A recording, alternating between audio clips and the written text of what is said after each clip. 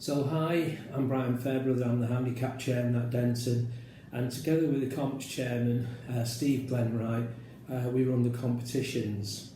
And I want to talk today about a new feature that we're going to be introducing during March for entering scores into the Club V1 Members Hub, or Howdidido.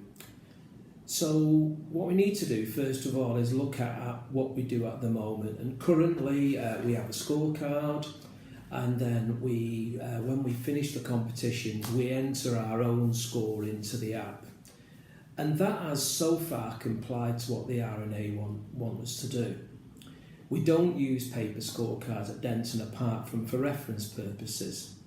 However, what we're going to have to do now is have a system which reflects what a paper scorecard actually does. And normally on a scorecard, what you would do, you would have your score on your card in the player A column, and then in the markers column would be the score of your marker, and then you would sign your card and your marker would sign it for you. And at that point you've actually verified each other's cards are correct.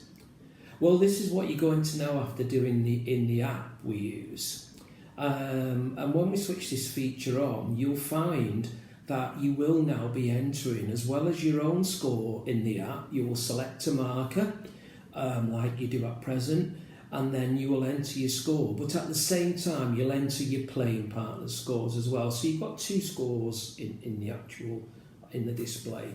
And then what you'll do at the end, you will sign the app and submit your score. And there's some changes that happen because the system then checks that you've actually done what you should have done on the course at the end of the round, and that you've verified that your scores are correct, what your playing partner has got down for you, and vice versa. So that's what we're going to demonstrate, and to start off with, going to actually demonstrate what happens if inadvertently you've put the wrong scores in, and then at the end show you what happens when you do it correctly. So that's it for me for now. Hope you do take time to watch this. It's really important, and as I say, it's something the R&A want, because it means that everything is digitally compliant. Okay, and on we'll go with the next video. Okay, so what we're going to do, we're going to go into the Club V1 Members Hub, and we're going to select View Competitions in Progress. And it's going to bring us into the next screen, and we're going to do score entry. So nothing's changed here at this point, and we're going to pick up the enter scores. In this case it's my test competition, and it's going to take us to the next screen now, which you would have seen before, but in this case subtle changes. Please start typing the name of the person who will be marking your score.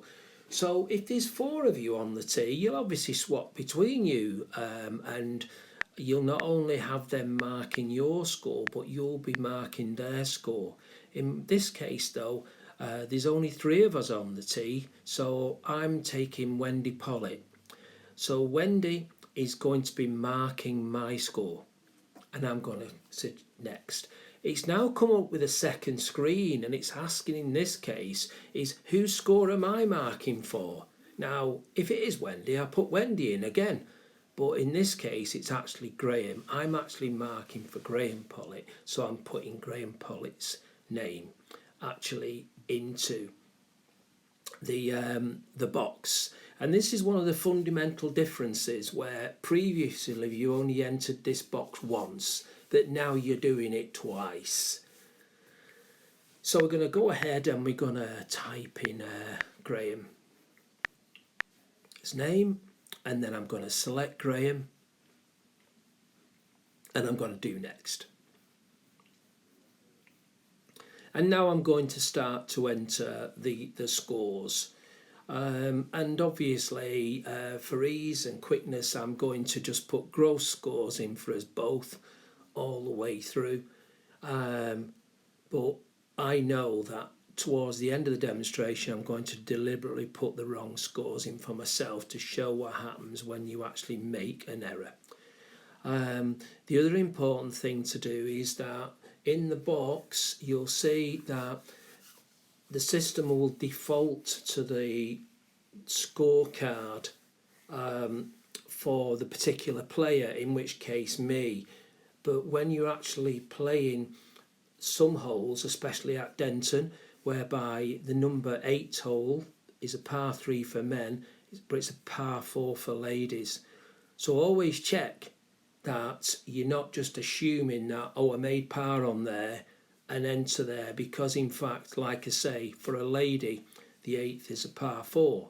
And if the system defaults to that, well, you're going to put the wrong score in for yourself. But you can't really go wrong if you always make sure you put your gross score into the box, and to make sure you put the gross score of the playing partner, which one of my partners, which in this case is Graham Pollitt.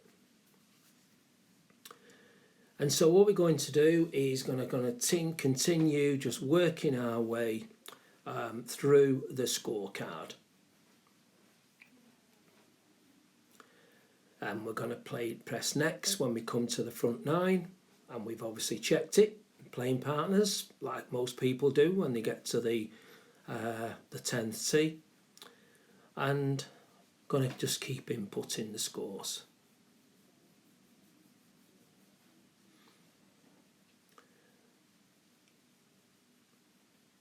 Now, it's at this point you'll see that I've entered 4 for myself, but I know I've made a mistake on hole 15, and I know I should have entered a 5, but I've not realised that. And hole 18, I've put 4 in for myself. But like all good golfers, I'm going to check at the end, and I'm going to verify, and I'm going to press next, and then what I'm going to do is sign the app. And at this point, I've obviously made a mistake, and the system tells me I've done that. It actually says that I've put down for a 4 for myself for hole 15 and 18, but in fact, my markers have put me down for a 5. And so we'll have that discussion. And if it turns out my marker's wrong, my marker will go into their app and edit their score. But in this case, I'm wrong. And so I've pressed edit, and I'm going back, and as you can see, I'm putting the correct score in on hole 15 as a 5 for myself, and then I'm going to do it on hole 18. But like I said, if I was correct, my marker, in this case Wendy, would go back into her app and correct her marking score for me. And then, as you can see, everything's been corrected, and I now press finish, and it tells me that I've I've entered my score. Now, what happens if we get this correct straight away? Well, the first person to enter the score would actually get score entering pending confirmation, and the second person, in this case me, would actually get score submitted. So that's it. Appreciate you watching this. It's important that we get it right. We don't want to have anyone being disqualified for any reason. So if you do have any queries, please contact myself, Brian Fairbrother, or please contact Steve Glenwright, and we'll both be really happy to assist with you. And good golfing for this year. Thanks, folks.